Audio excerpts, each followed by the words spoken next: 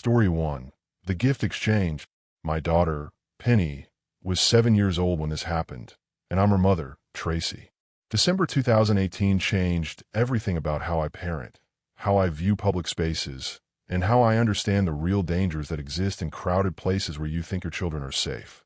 We were at the massive Christmas market in downtown Portland, Oregon, the kind that takes over several city blocks with hundreds of vendors, an ice skating rink, carnival rides, light displays, and crowds of families doing their holiday shopping. It was the Saturday before Christmas, so the place was absolutely packed. I'm talking shoulder-to-shoulder people, long lines everywhere, and that chaotic festive energy that makes the holidays feel magical. Penny had been begging to go all December. She loved Christmas more than any kid I'd ever known, and the market was the highlight of her year. We'd gone every year since she was 4, and it had become our tradition.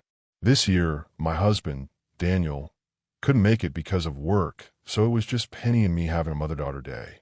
We arrived around 2 p.m. when the market was at its busiest. Penny wore her favorite red coat, the one with the white fur trim that made her look like a little Mrs. Claus. She held my hand as we navigated through the crowds, her eyes wide with excitement at all the lights and decorations. We looked at toy vendors, ate fresh donuts, and watched the ice skaters.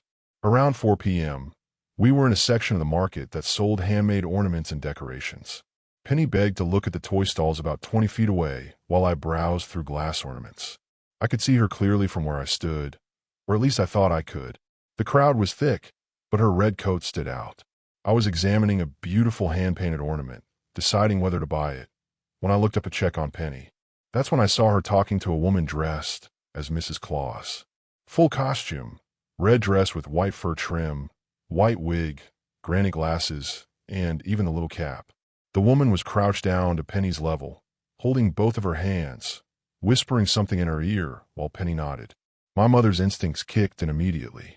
I dropped the ornament and pushed through the crowd toward them, my heart pounding. As I got closer, I could see the woman's face more clearly. Despite the costume, she looked young, maybe late 20s or early 30s. Her makeup was heavy, almost theatrical, and her smile seemed wrong somehow. Too wide, too fixed. Penny, I called out sharply. The woman's head snapped up toward me, still maintaining that unsettling smile. I reached them and immediately pulled Penny against me, creating distance between her and this stranger. What's going on here? I asked, trying to keep my voice calm but firm. Mrs. Claus stood up slowly, still smiling with too many teeth showing. Oh, I was just complimenting your daughter on her pretty red coat. She looks so festive. We match. She gestured her own costume. Thank you, but we need to go, I said, taking Penny's hand. Of course, the woman said, her voice syrupy sweet. You two have a magical Christmas. She gave a little wave, her fingers wiggling in a way that seemed childlike and creepy at the same time. I pulled Penny away quickly, weaving through the crowd back toward the main entrance. My hand was shaking. Something about that interaction felt deeply wrong, though I couldn't articulate exactly what. Mommy, why do we leave so fast? Penny asked, confused. That lady was nice. She said I was special. What else did she say to you, baby? She said I was the prettiest girl of the market, and that she had a special gift waiting for me at home.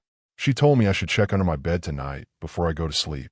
I stopped walking, my blood running cold. She said you should check under your bed? At our home. Penny nodded, not understanding why I was so upset. Yeah, she said she left me something special because I've been such a good girl this year. How would this stranger know where we lived? How would she have put anything under Penny's bed? We left the market immediately. I was probably overreacting, but I couldn't shake the feeling of dread settling in my stomach. In the car, I called Daniel and told him everything. He said I did the right thing leaving, and that we should check the house carefully when we got home. The 20-minute drive home felt like hours. I kept checking the rearview mirror, paranoid that we were being followed. Penny sang along to Christmas carols on the radio, completely oblivious to my anxiety. When we got home, Daniel was already there, having left work early. Together, while Penny had a snack in the kitchen, we searched the house. We checked all the doors and windows. Everything was locked, no signs of forced entry. We checked the bedrooms, the closets, and the bathrooms. Everything seemed normal. Then we checked under Penny's bed. There, pushed back against the wall, was a small wrapped box that I had never seen before. It was wrapped in shiny red paper with a white bow, and it had a gift tag that said, "For Penny, the special girl in the red coat." Daniel and I exchanged horrified looks.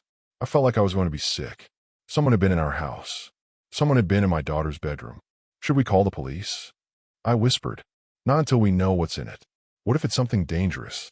Daniel carefully took the box outside of the garage while I stayed with Penny, trying to act normal, even though my entire body was trembling. He opened it carefully, ready to drop it if it seemed hazardous. Inside was a porcelain doll, about 8 inches tall. It had blonde hair, styled exactly like Penny's, with the same little braids on the sides. The doll wore a tiny red coat with white fur trim, identical to the coat Penny had worn to the market. But the face was what made Daniel drop the box. The doll's face was a perfect miniature replica of Penny's face. Not just similar, but exact. Same eye color, same small birthmark on the left cheek, same slight gap between the front teeth. Someone had created or modified this doll to look exactly like our daughter. Daniel brought it inside to show me, and I immediately called 911. While we waited for the police, I looked more carefully at the doll. On the back of its head, written in small permanent marker, was a date, December 14th, 2018. That was yesterday. Someone had made or prepared this doll yesterday and broken into our house to plant it. The police arrived and took the doll as evidence. They dusted for prints in Penny's room and around the house. They found clear evidence that someone had jimmied open the lock on our back door, entered the house, placed the gift, and left without taking anything. The lock had been damaged in a way we hadn't noticed because it still functioned normally. We gave them descriptions of Mrs. Claus, but they said it would be almost impossible to find her based on that alone. Hundreds of people dressed up for the Christmas market, and it could have been a wig, a costume, anything.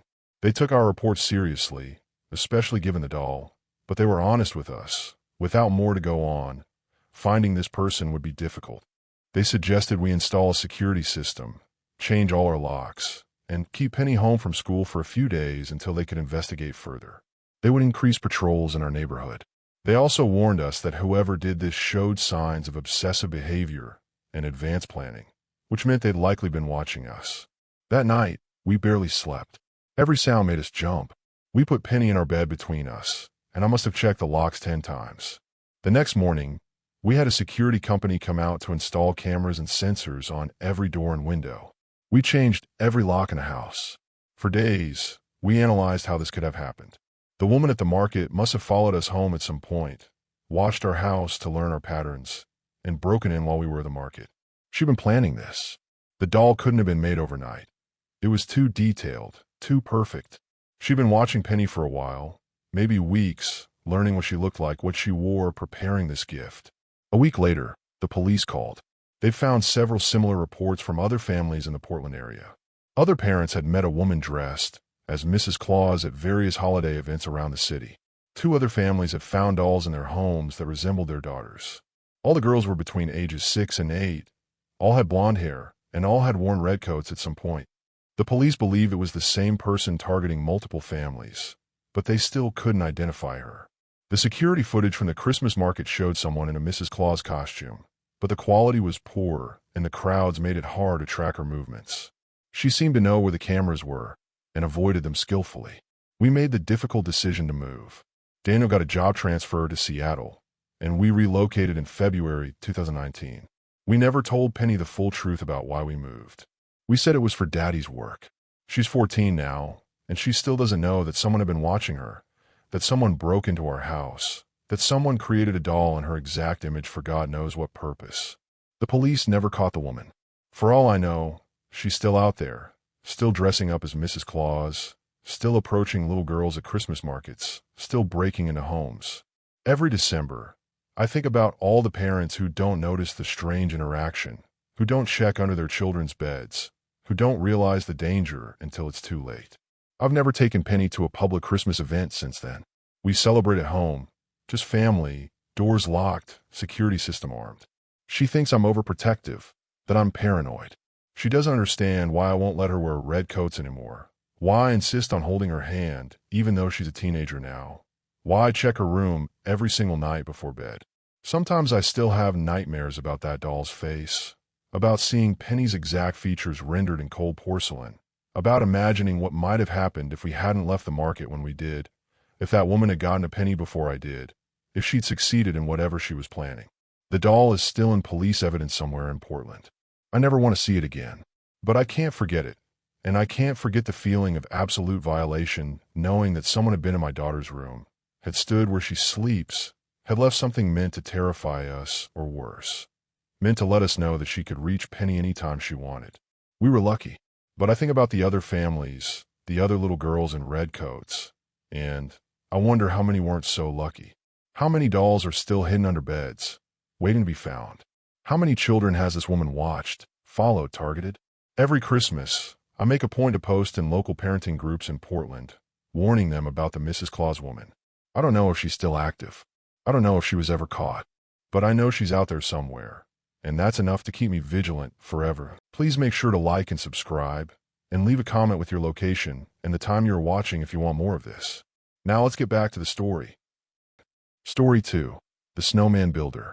Charlie and I had just bought our first house together in northern Michigan in November 2017, and we were determined to have the perfect first Christmas there.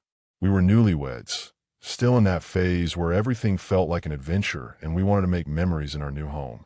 The house was a small 2-bedroom ranch-style property on the outskirts of Traverse City, surrounded by woods on 3 sides with only one neighbor visible down the road. It was exactly what we wanted: quiet, private, and affordable. The previous owners had maintained it well, and we got a great deal because they needed to sell quickly for a job relocation. We moved in on November 15th and spent the next month making it our own, painting walls, hanging pictures, and decorating for our first Christmas together as homeowners. The first major snowfall came on December 10th. We woke up to about 8 inches of fresh powder covering everything. It was beautiful, like living inside a snow globe. Charlie and I spent the morning drinking coffee by the window, watching the snow pile up, feeling grateful for our cozy little house. Around 10 a.m., I got up to refill my coffee and glanced out the back window toward our fenced yard. That's when I saw it. Someone had built a snowman in our backyard. It was huge, at least 7 feet tall, and it stood right in the center of the yard facing directly toward our house, toward our bedroom window, specifically. "Charlie, come look at this," I called out. He joined me at the window, and we both stared at the snowman. It was impressively made, 3 large sections perfectly stacked, real craftsmanship in how it was constructed. But it also fell off. It was too large, too deliberately placed, and most importantly, we had no idea who built it. Maybe the neighbor kids, Charlie suggested, like a welcome to the neighborhood thing. Our backyard is fenced, and the gate's been locked since we moved in. How would kids get back there? Charlie frowned, looking more carefully. And it's facing our window. That's weird. We decided to go outside and examine it. The morning was cold, probably around 15 degrees, and our breath came out in clouds as we trudged through the snow to the backyard. The gate was still locked from the inside, just as I'd said. Nobody could have accessed our yard without either climbing the 4-foot fence or coming through our house. The snowman loomed over us as we approached. Up close, it looked even more unsettling. Whoever built it had used rocks for eyes, but they'd been placed in a way that made it look angry or intense. The mouth was made from a twisted branch that had been carefully positioned to look like it was screaming or grimacing. And sticking out of its chest, plunging up to the handle, was a kitchen knife. My kitchen knife. The black-handled chef's knife that I'd noticed was missing from our knife block that morning when I was making coffee. "What the hell?" Charlie whispered, reaching for the knife. "Don't touch it," I said, grabbing his arm.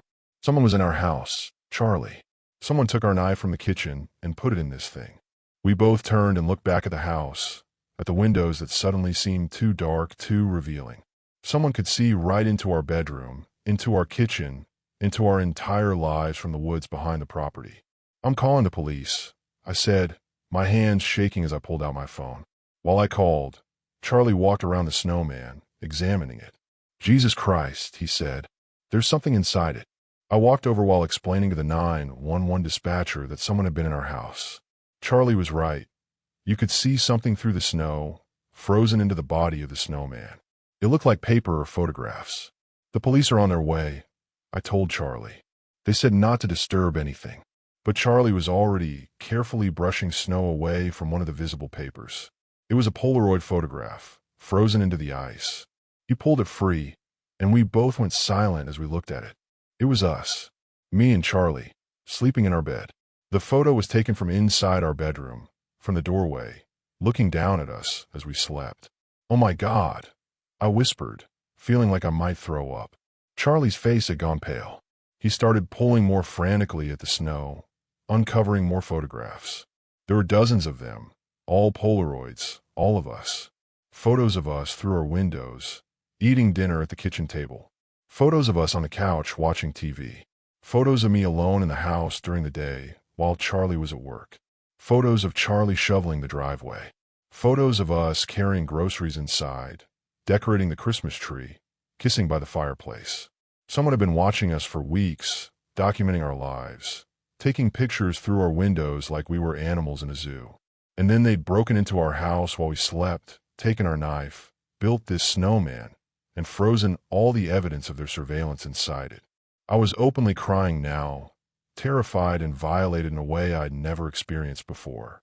Charlie put his arm around me and pulled me close, his own hands shaking. The police arrived about 15 minutes later, 2 officers who seemed skeptical at first until they saw the snowman and the photographs. They took our statements, examined the scene, and asked about our locks, our schedule, whether we'd noticed anything unusual before this. We told them everything. The house had seemed secure. We always locked our doors. We hadn't noticed anything strange.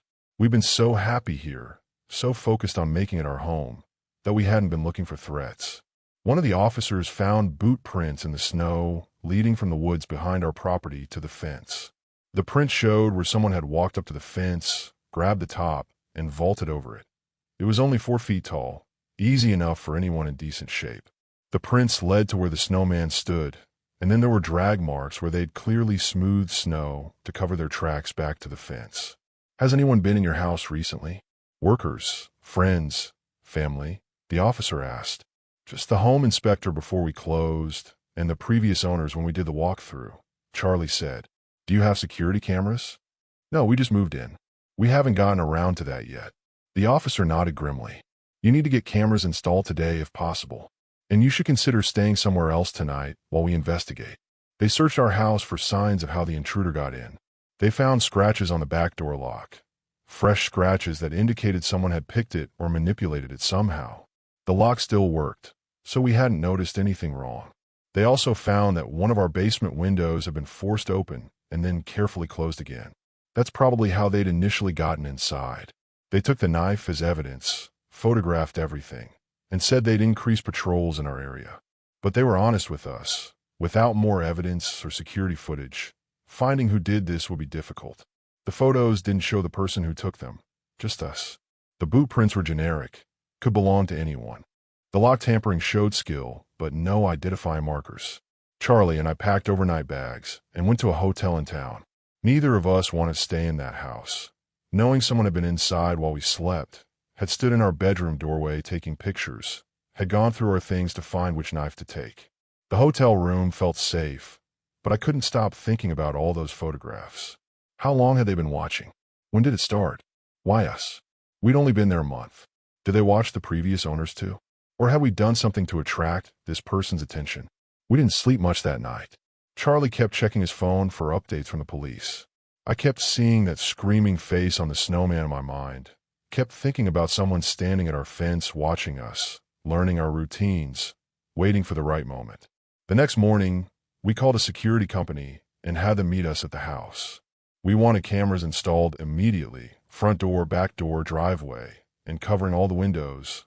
The company said it would take most of the day to install everything properly. When we arrived back at the house with the security installer, my heart stopped. There, in the exact same spot where Charlie had torn down the snowman yesterday, was another snowman. Same size, same construction, same screaming expression. But this one was holding a sign made from cardboard, with words written in black marker. "I'll be back for Christmas." Charlie grabbed my hand so hard it hurt. The police were called again immediately. The installer went back to his van to wait, saying he wasn't going near that thing. The police arrived even faster this time, and they were visibly disturbed by this development.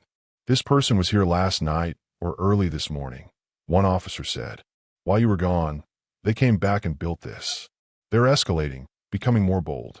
They searched the woods behind our property more thoroughly this time, finding evidence of a campsite about 100 yards into the trees, a spot where someone had clearly been spending time. There was a tarp, some empty food containers, cigarette butts, and most chilling of all, more photographs. These weren't of US, though. These were of the previous owners, the family who'd lived in our house before us. The police collected everything as evidence. One officer pulled Charlie aside and spoke to him privately. When Charlie came back, his face was grim. "They think whoever this is might have been watching this house for years," he told me quietly. "The previous owners were a family with 2 kids. The police are going to contact them to see if they experienced anything similar." "Why didn't they say anything when we bought the house?" I asked, feeling anger mixing with my fear. Maybe they didn't know. Or maybe they were too scared to admit it. Maybe that's why they sold so quickly. We couldn't stay there. We couldn't live in a house where someone was watching us, targeting us, promising to come back. The police did everything they could. They set up surveillance. They staked out the woods. They questioned neighbors. But they never found who was doing this. The security company installed our cameras, and we watched the footage obsessively for the next few days from our hotel room. On the 3rd night, at 2:47 a.m., the back camera captured movement. A figure in dark clothes emerged from the woods, vaulted over the fence, and stood in our yard staring at the house for several minutes. Then they walked directly up to the back door and tried the handle. When it didn't open, they stood there for another moment before turning and disappearing back into the woods. The figure wore a ski mask, gloves, and bulky clothes that made it impossible to determine even basic characteristics like gender or size. The police used the footage to track the path into the woods, but they found the campsite had been abandoned. Whoever was had packed up and moved somewhere else. We put the house on the market in January 2018 and sold it at a loss within 2 weeks. We didn't care about the money. We just wanted out. We didn't tell the new buyers what had happened. We probably should have, but legally we weren't required to, and we were scared the disclosure would make the house impossible to sell. I wonder sometimes if those new owners have experienced anything. I wonder if whoever was watching us transferred their obsession to them, or if leaving deprived this person of their target and they just moved on. Charlie and I moved to an apartment in downtown Traverse City, somewhere with neighbors on all sides, with security guards and multiple locks. We installed cameras. We became hyper-vigilant about curtains and blinds, never leaving them open at night. Our relationship was strained for months afterward.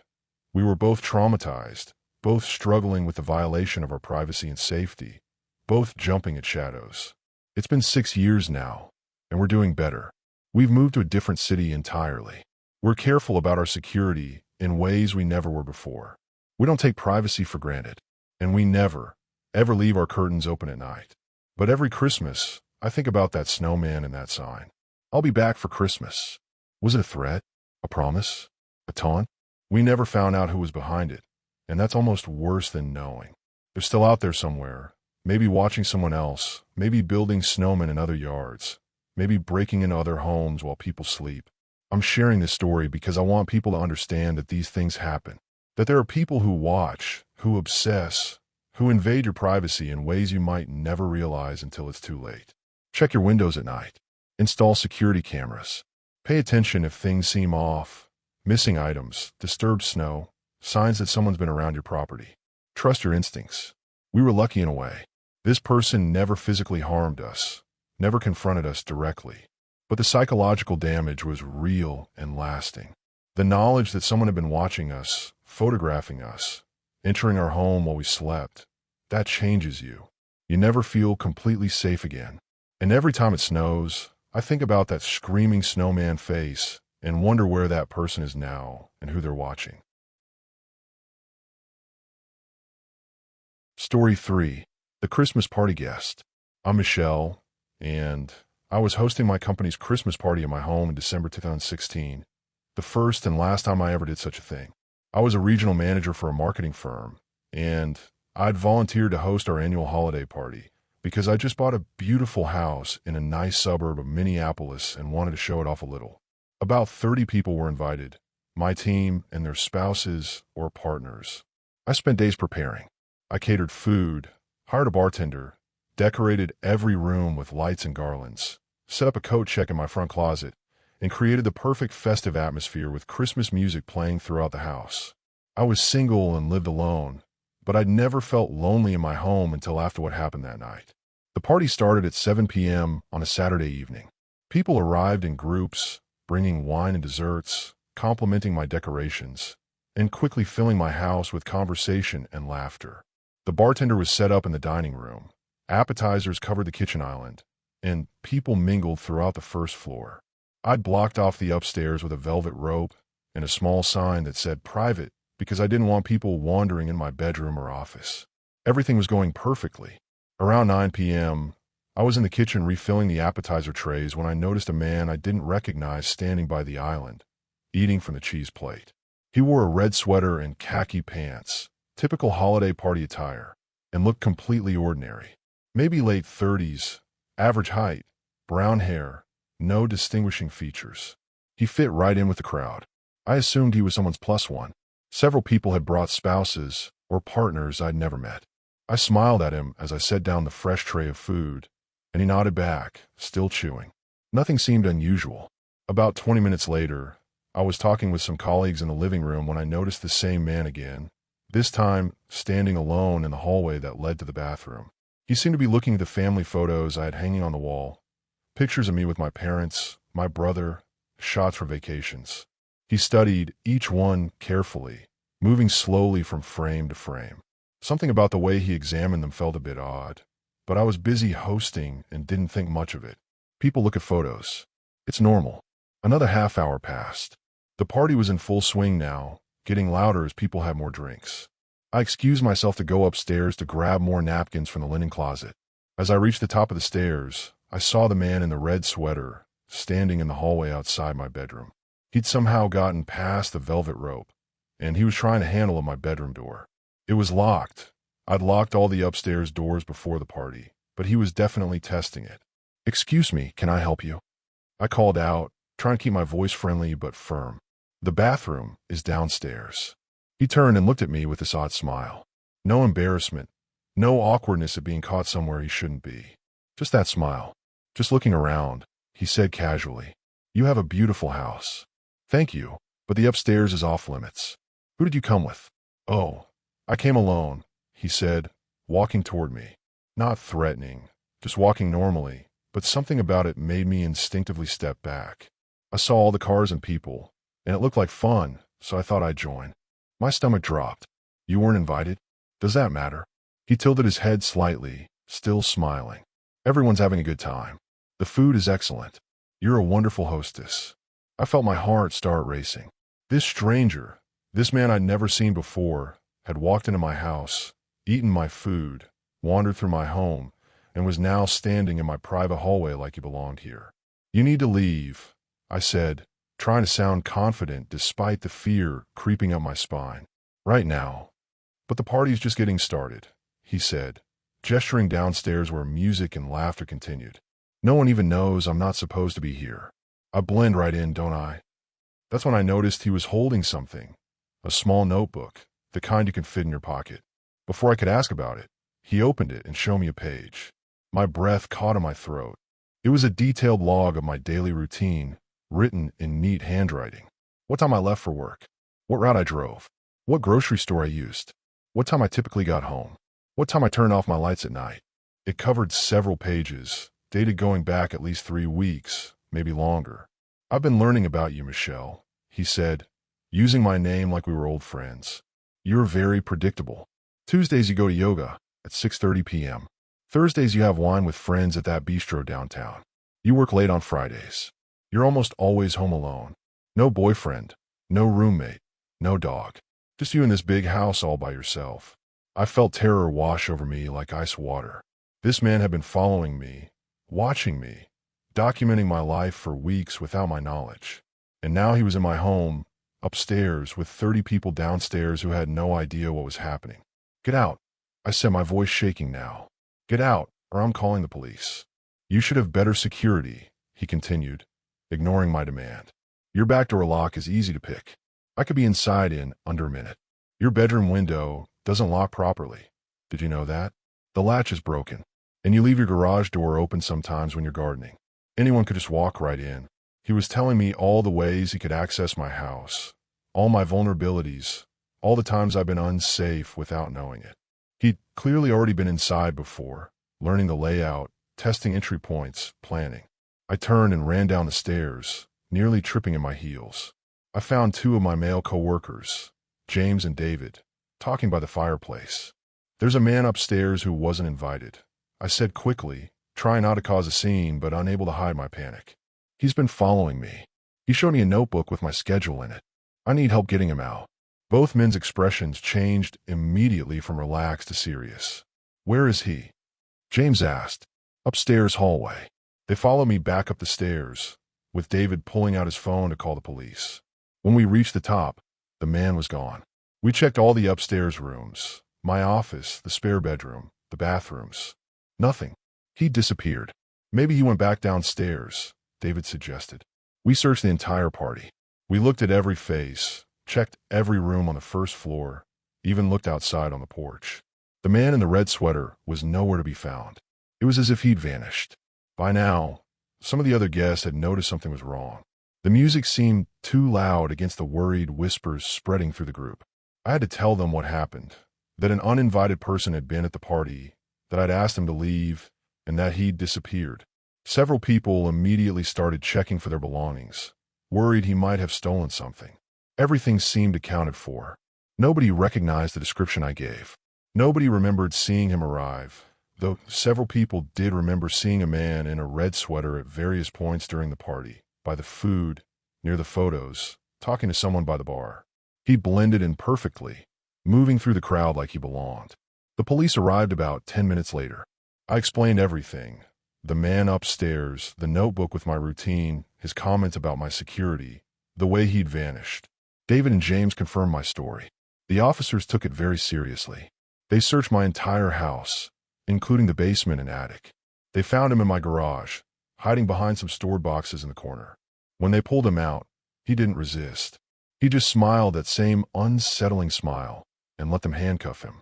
In his pockets, they found the notebook he'd shown me, a lock-picking set, a camera with hundreds of photos of me and my house taken from various angles outside, and a backpack hidden behind the boxes that contained zip ties, duct tape, rope, and a knife.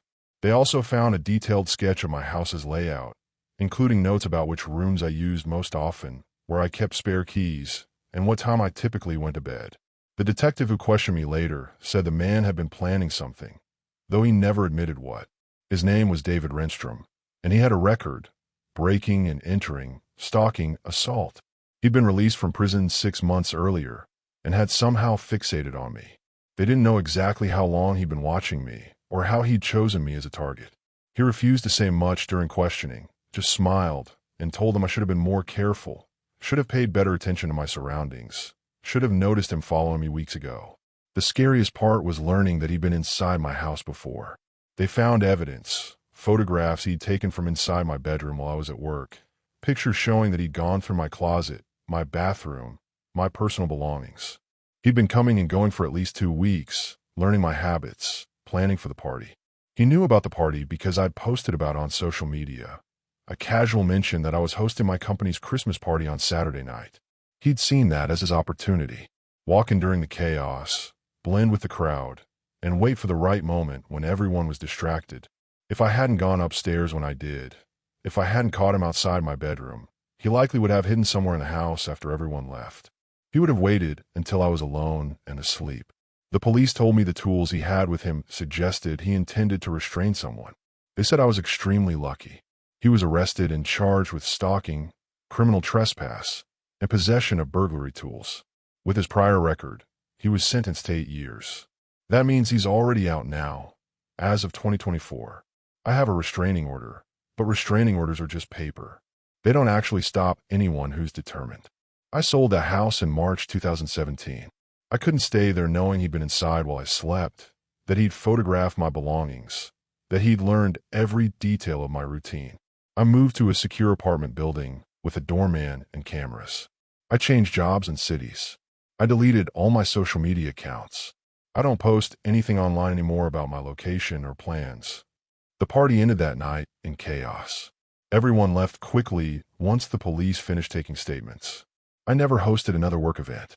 I'm careful now about who I invite into my home, careful about what information I share, careful about my routines and patterns. I've never felt safe in the same way since that December night. Every red sweater I see makes me pause. Every unfamiliar face at a gathering makes me check and double-check the guest list. I lock every door and window obsessively. I vary my schedule deliberately, never following the same pattern 2 weeks in a row. The detective told me that people like David Renstrom often have multiple victims, that I probably wasn't the first person he'd stalked. He said these predators are good at blending in, at being invisible until they want to be seen, at exploiting the trust and chaos of social situations. I think about how easily he walked into my home, almost every day for 3 weeks. He said that proved you were the perfect choice. I'll never forget that feeling of reading my own routine in a stranger's handwriting, seeing my life reduced to a schedule, to predictable patterns that someone could exploit, knowing that I'd been observed, studied, and selected without ever having the slightest awareness that I was in danger. I'm sharing this story because I want people to understand how easily this can happen, how someone can watch you without your knowledge, learn everything about you, and wait for the perfect opportunity, how they can walk right into your home during a party and blend in with invited guests, how they can smile and seem normal while planning something terrible. Pay attention to your surroundings. Vary your routines. Be careful what you share online. Trust your instincts.